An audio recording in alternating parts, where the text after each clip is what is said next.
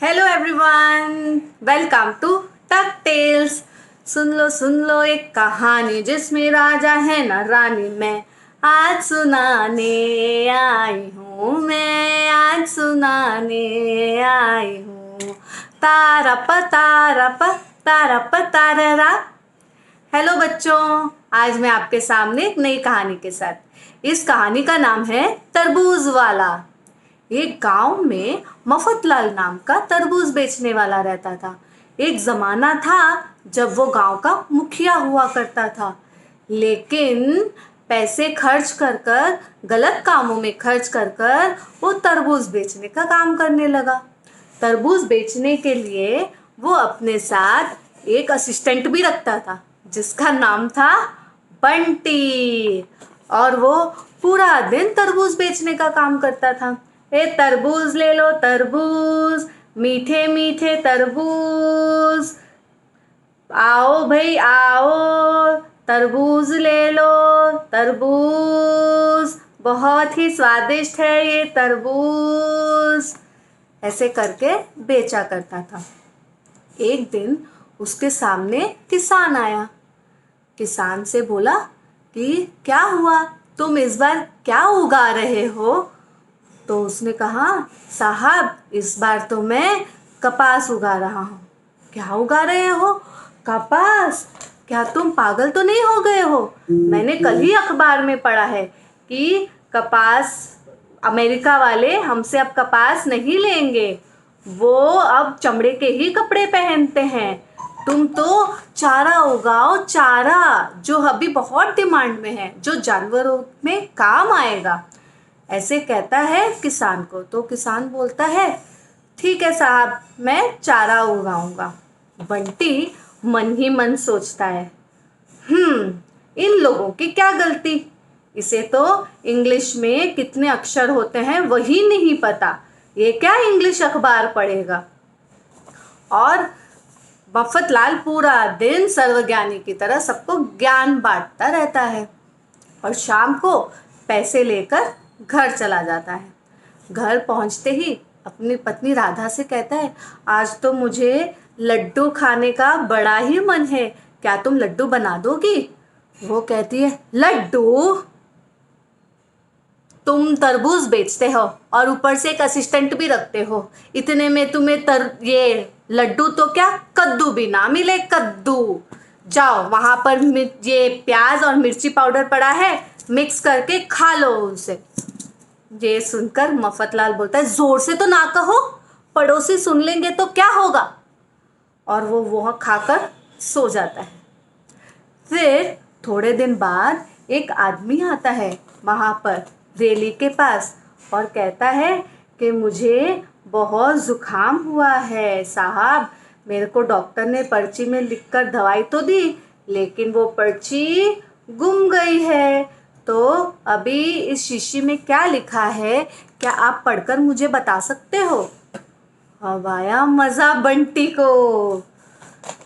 तो मफतलाल कहता है, हाँ हाँ रुको रुको भाई, अरे अरे, हाँ रुको रुको, क्या कौन सा क्या पढ़ना है शीशी में? अच्छा अच्छा अच्छा, ओ। तो वो पूरा घबरा जाता है क्योंकि उसको इंग्लिश पढ़ना तो आता ही नहीं है। इतने में क्या होता है, वहाँ से दो बच्चे आ रहे होते हैं स्कूल जाने के लिए। तो उन्हें रोककर पूछता है, क्या तुम सिर्फ ये बैग लेकर लटका कर ही जाते हो या तुम कुछ पढ़ते भी हो? तो वो बच्चे बोलते हैं, हम पढ़ते हैं ना वहाँ पर, क्या हुआ आप हमें बताओ। तो बोलते हैं कि इस शीशी में क्या लिखा है, तुम मुझे बता सकते हो? जी हाँ बता सकते हैं। तो ध्यान से इसको देखते हैं और फिर कहते हैं, चाचा इसमें तो लिखा है शेक वेल बिफोर यूज। तो मफतलाल पूछता है उनसे, इसका मतलब क्या है? बोलता है, इस्तेमाल करने से पहले अच्छी तरह से हिला लो। अच्छा अच्छा, हाँ ये तो मैंने पढ़ लिया था, मैं तो देख रहा था कि है ना तुम पढ़ते हो या नहीं। बहुत बढ़िया बहुत बढ़िया, जाओ जाओ जाओ बच्चों, तुम्हारे स्कूल का टाइम हो गया है। और ये बात वो आदमी के पोते को बता देता है कि you shake well before use का मतलब है इस्तेमाल करने से पहले उसे अच्छी तरह से हिला लो। तो मफतलाल क्या करता है पता है आपको? दादाजी को गोद में लेता है, जोर जोर से जोर जोर से जोर जोर से जोर जोर से हिलाता है और उनको सुला देता है। और टॉनिक देने के लिए शीशी जैसे ही खोलता है, दादाजी बेहोश हो जाते हैं। बच्चा बहुत परेशान हो जाता है। 4-5 लोगों को इकट्ठा कर कर वो उन्हें अस्पताल ले जाता है। अस्पताल में डॉक्टर को सारी बातें बताता है। तो डॉक्टर बोलता है, ये तुमने क्या किया? शेक वेल बिफोर यूज का मतलब है शीशी को, टॉनिक को देने से पहले अच्छी तरह से हिलाना है, मरीज को नहीं।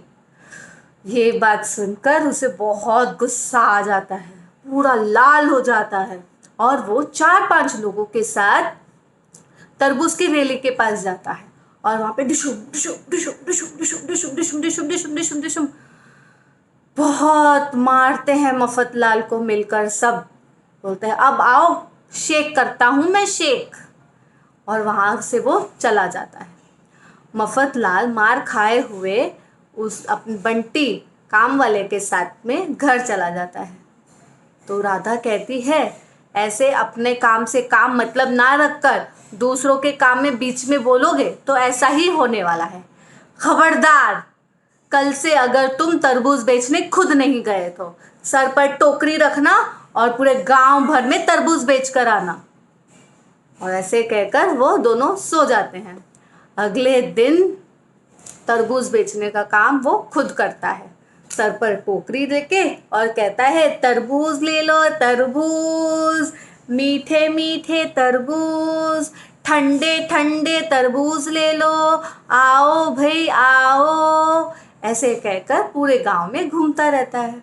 इतने में सामने से सांबा आता है।